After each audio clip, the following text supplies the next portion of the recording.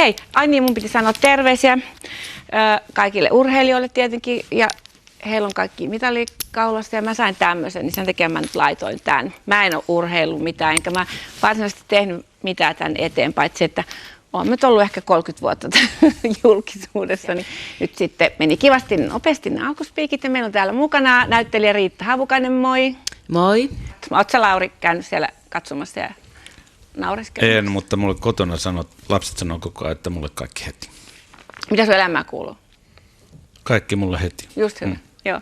Ja siinä vieressä on kuningatar Johanna Debreceni. Ilta. Ismo Jokinen. Hyvää iltaa. Moi. Ja johtaja Susanna Haapoja. Moi. Hei. Joo.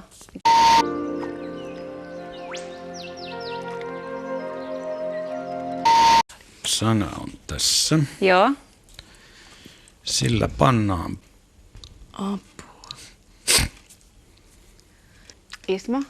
No kun mulle tulee ensin mieleen sana tratti, mutta jätetään se T pois ja sanotaan ratti. Joo. Susanna. Kyllä mä nyt sanon R. Se oli aika hyvä. Joo. Nyt mä sain miinusta. Trattien. Niin, se oli hyvä kysymys kyllä joo. Se oli ratti siis tosiaan. Kiitos. Tää jää mieleen, että nimenomaan. No, tästä tuli vähän liikennevalistusta. Sitä mä just tarkoitan. Nimenomaan, Niin. että ja sitten sille äidinkielen oppituntikin, koska tässä hirveän väärin aina mä lausun sanoja ja tulee virheellisiä kaikkia juttuja, niin sitten aina kotona niitä korjaillaan. Silleen ne jää parhaiten mieleen virheen kautta. Mutta hevosta saa ratsastaa humalassa.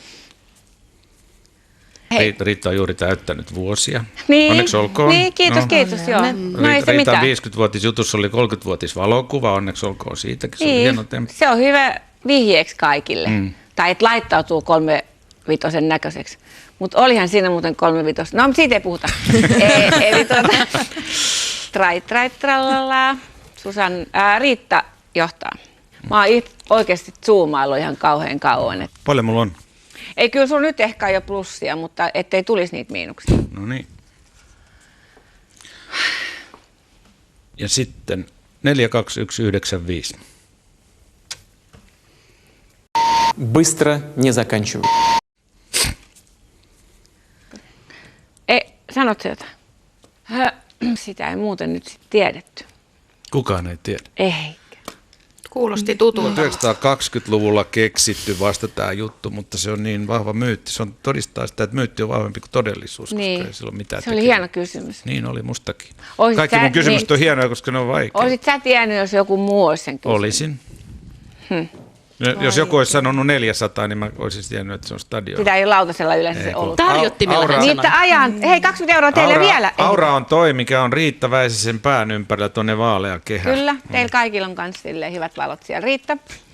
Tämä on poi, kaatui. Ei ole vihje. Tämä on poika kuppari. Tiesikö Eli- kaikki? Ei ole tiennyt. Siis tai kaikki muut Johanna on pelastanut sinut. Siis se oli Kiitti, lukkari. Johanna. Poikki näyttää tuolla heimo, että nyt on sitten tämä illan kisa käyty. Eli Riitta johtaa 430 €. Hyvä. Sitten toisena on Johanna 340, Ismo 200, Susanna 80 ja Laurille ei mitään. Ajattele, miten paljon sulla miten olisi. se voi olla, kun mä... Niin, mutta sä oot Maksaa ottanut viisi. viisiä. Hei kaikille ja sitten nähdään jo oikein hyvää pyhää ja viikonloppua ja kaikkea. Nähdään viikon kuluttua.